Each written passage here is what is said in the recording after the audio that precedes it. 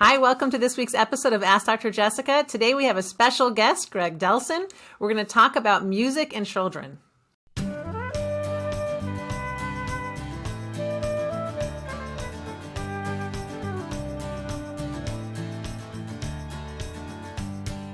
I'm so lucky to have Greg here as my guest because he's a very established music and vocal educator, and he's going to enlighten us on how we can best expose children to music. I thought I would use Greg's expertise to pick his brain to get some of the questions that I get often from parents and ask you about them and get your thoughts on them.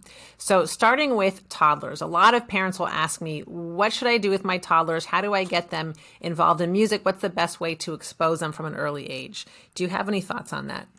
I sure do. So as part of my master's, I studied early childhood musical development. There's a lot of research and books and studies that have been done on children and music, especially at that critical young age of infancy and being a toddler. And there's three main things that we want to make sure that we're doing at that age. The first is making sure they have a really broad culturation of music. So you want to not just be playing them Wheels on the Bus. You want to be having them listen to classical music and mariachi music and folk music, just basically music from all over the world to get them listening and hearing and expanding their understanding of rhythms and melodies. Beyond that, we don't want them just having a passive experience. We really want to get them actively engaged as much as possible. So what does this mean? This means if there's a local kind of music class that you can take them to where they're just playing rhythmic things or getting to bang on different pots while music's playing, or if it's dancing with them or just singing along with them in general, there are so many ways to actively engage your children in music. And the last thing is modeling a positive emotion and attitude around music. So you want to make sure that you are actively engaged with your child and showing that it's something fun, that music is not something to be ashamed of or scared about or self-conscious about, but rather it's just fun and joyful and something that the whole family can participate in. So in summary, from a young age, it's best to show kids a diverse amount of music. You want to be a good model for them, and you want to actively engage them. Is that right? Exactly. Okay. Yeah, that's great. So my second question for Greg is there anything as parents that we should avoid doing with our children? Is there anything that we can do that might actually be harmful? Yeah, that's a great question. So since I work primarily with adults, I actually see the repercussions of what happened as kids to a lot of them. So what we don't ever want to do is say anything negative that would inhibit the child's musical sense of joy and freedom. So really check yourself.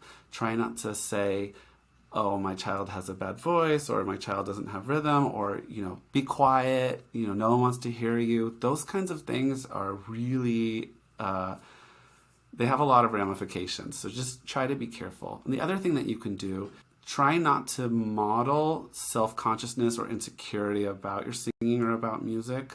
For example, like if everyone's singing Happy Birthday, join in and show that it's a fun thing. Don't say, oh, no, I'm not going to sing. I have a terrible voice.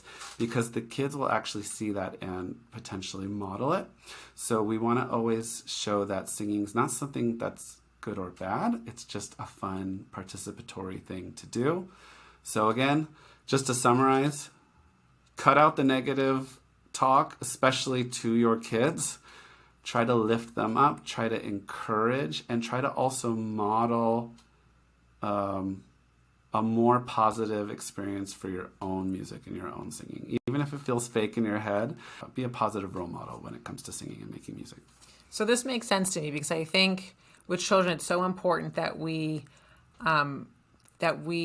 give them positive reinforcement, and really I think it helps bolster their self-esteem for the long run. Yeah, in so many that ways. Makes a lot of sense. Yeah.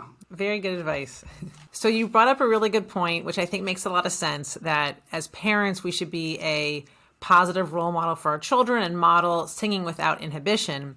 However, and I'm going to put myself in this category, what if we as parents are not great singers or we're tone deaf?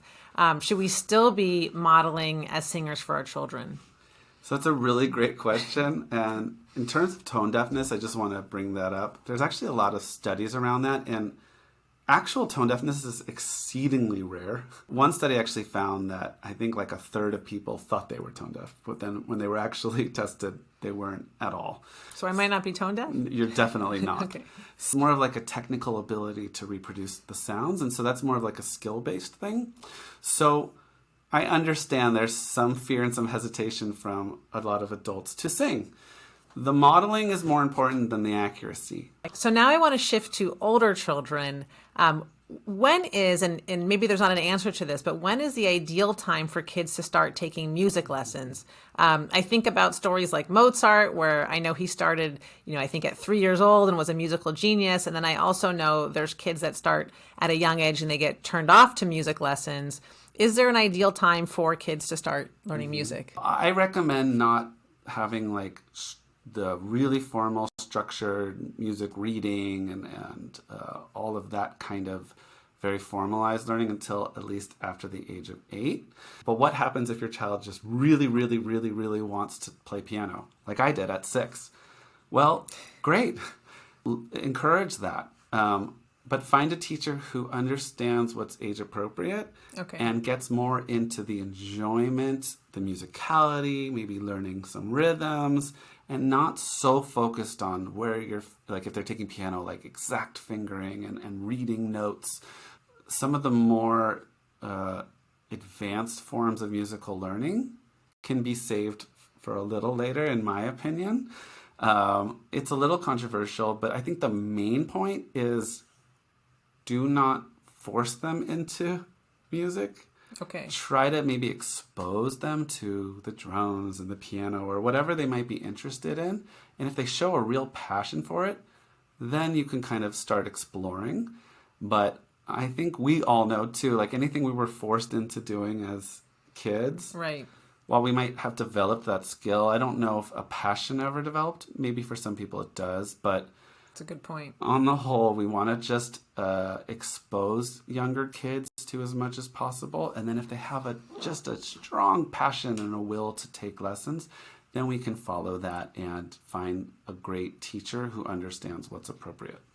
So I think this is really interesting to me because I often think of learning how to read music or a musical instrument. I liken it to learning a language. And I know that with kids, when they learn a new language from the beginning, like I have parents that speak in other languages besides English in the home, and the kids pick it up from an early age. So I thought that learning music would be similar, that it might be best to start from a really young age, but not formal. And it is. It's just not formal. formal. It's not formal, right? So they're not like teaching their kid those second languages in the home. They're speaking it. Got it. So it's more about exposure. Exposure, Okay. and active participation. And, maybe if there is a keyboard, or a piano in the home and the kid's just sitting there every night and just loving it. Right. Eventually, they might even just, because you've played so much music, start picking up patterns on their own. Like, it's pretty remarkable. So we don't need to, the way that we learn, where it's very structured and cognitively based development, that maybe save until the child's a little older. Like with formal lessons. Yeah, formal lessons, and also make sure that it's because the child wants to do it. That's going to have the biggest chance of success, and also creating that lifelong joy. You know what this reminds me of? When I've read about children and reading, because we all know reading is such an important skill for children, I find that a lot of parents want to start their kids and quiz them and do, hooked on phonics and flashcards from a really young age. Like they want to get them in. I see 3-year-olds being quizzed on how to read. But from what I understand is that most important is to read to them in a way that most important is just to read to them, that they like the books that you're reading, that they're interested, that they like the act of reading. And it's not so important that they're decoding and breaking down reading, because if you quiz them too much, that actually may turn them off to reading. Yeah, it's a great analogy. Similar. Yeah, and another analogy too is art, right? So, at certain ages, we want to give the child a white piece of paper and a bunch of crayons, and we let them kind of just draw and scribble. We're not trying to make them replicate a still life. It's what's age appropriate and what's going to be fun and encourage the artistic nature, rather than getting skills. They have time to develop those skills. But just like reading and just like art, music, follow those analogies and you're probably going to be developmentally appropriate. Okay, I like this. So it sounds like the key is to keep things positive, expose them, and be a good role model.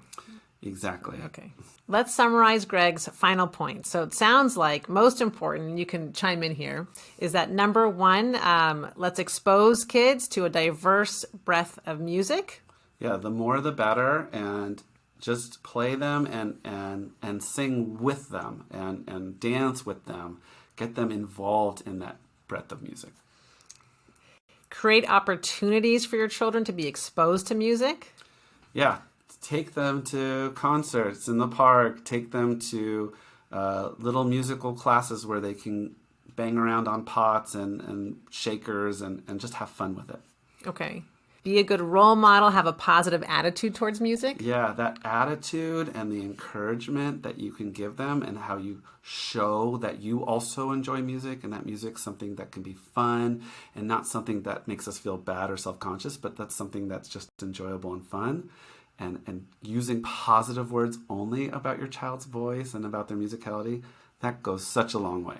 Okay. Another point that you made that I think is important is to wait until your child shows an actual desire to learn an instrument or use their voice and to never force them. Yeah, give them the opportunities to play around if you want to just give them a chance to see certain instruments. And maybe one of those instruments they'll just love and they'll want to take further.